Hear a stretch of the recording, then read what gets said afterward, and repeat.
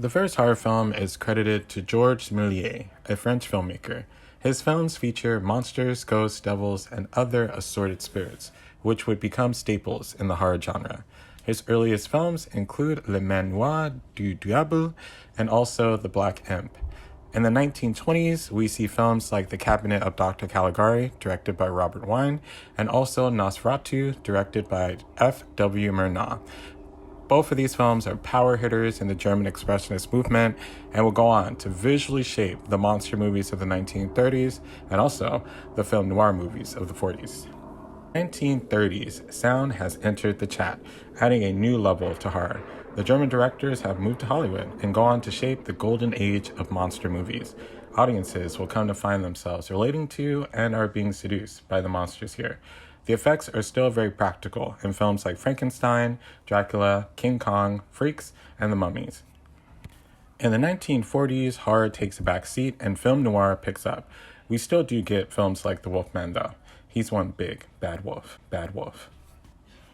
In the 1950s, in the aftermath of World War II and the Red Scare, fear of the other reemerges and monster films come back in a real way to address our fears of the atomic age and communism.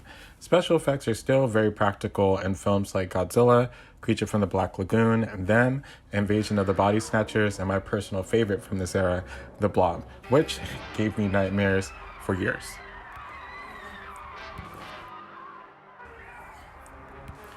Moving on, in the 1960s, Scream Queens make their debut, and horror begins to take a look at the hidden evil lurking behind every corner.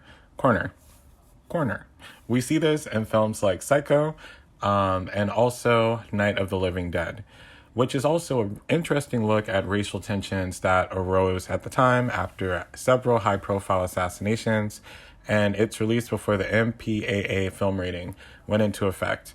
Following the Vietnam War, horror becomes gorier and we see a shift in horror movies focusing more on teen life.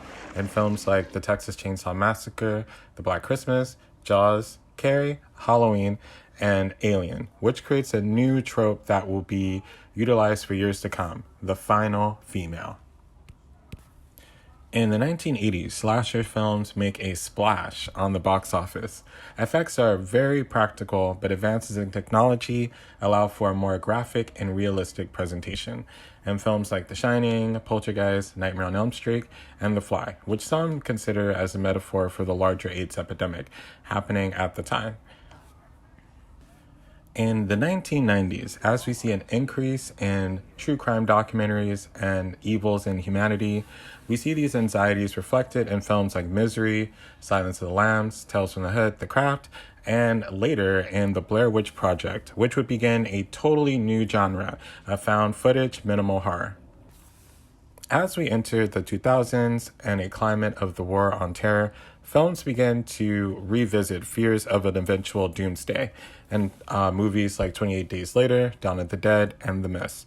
Moving later into the 2000s and 10s, we see fears of contagion, and also films that start to address larger racial issues, Green Room and Get Out.